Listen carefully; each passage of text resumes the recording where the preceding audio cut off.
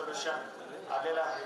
तेजस्वी संकल्पाला आपण पुन्हा टाळ्यांच्या कडकडाची साथ द्यावी ही नम्र विनंती. भुसे साहेब यांच्या संकल्पनेतून आणि शालेय शिक्षण विभाग म्हणजे आपल्या पुढील कार्यक्रमाकडे जाता येईल. संगीता सोडून पण जेव्हा आपण पुस्तकातलं शिकवतोय तेव्हा इतर शाळेमध्ये अहिल्यानगर आणि आरती उंबासे सातारा नाहीये. त्यामुळे आपल्याला आपल्या घरापासून ही सुरुवात करा. मी तुम्हाला आता सुरुवातीला सांगितलं आपल्याला तुम्हाला खरं वाटणार नाही. त्यानंतर आयटी क्षम विद्यार्थी घडवणे, खावं काय पिऊ नये, आरोग्याच्या दृष्टिकोनातून काय काय करणे उचित आहे. हे 3 कार्यक्रम आमच्या जिल्ह्यामध्ये फार मतलब ते बाह्य नियंत्रण असणार ज्यांना ते बाबी समजलं और ते तसं पण पंचायतच नाही. टाळ्यांचा नगर राहायला हवा.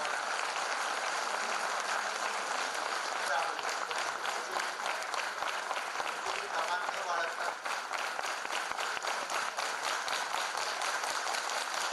समाज बदलविण्याचं काम खऱ्या अर्थानं आपल्या माध्यमातूनच त्या ठिकाणी होऊ शकते. आज एक शिक्षक जर का एक शाळा परिवर्तनाचं काम त्या ठिकाणी करू शकते आणि याचं प्रत्यक्ष उदाहरण आपण या ठिकाणी बघितलं. याच्या आधी देखील अनेक शिक्षकांनी अनेक शाळा उत्तम करण्याचं काम त्या ठिकाणी झालं, परंतु मला असं वाटतं ही संख्या त्या प्रमाणात खूप कमी आहे. ही संख्या जर का वाढली, एक शिक्षक एका शाळेमध्ये परिवर्तन करू शकतो आणि सर्व शिक्षक जर का एकत्र आले तर शिक्षण प्रणालीमध्ये बदल करू शकतं असं मला वाटतं. हे पवित्र आणि पुण्याचं काम करण्याची संधी परमेश्वराने आपल्या हातामध्ये त्या ठिकाणी दिलेली आहे. आपल्या विभागाचं ब्रीद आहे राष्ट्र प्रथम नेशन फर्स्ट. गुणवत्तापूर्ण आनंददायी शिक्षण देणं शब्दछल काही असते, त्याच्यासोबतच शिक्षण भाकरीचे, शिक्षण राष्ट्रीयत्वाचे ही थीम घेऊन आपल्याला त्या ठिकाणी काम करायचं आहे.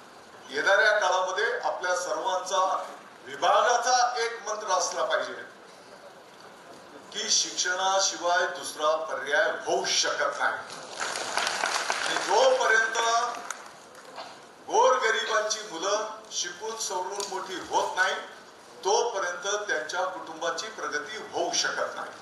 आणि म्हणून शिक्षणाचं महत्व मला वाटतं की आपल्या सर्वांना त्या ठिकाणी निश्चितपणे अधोरेखित करावं लागेल.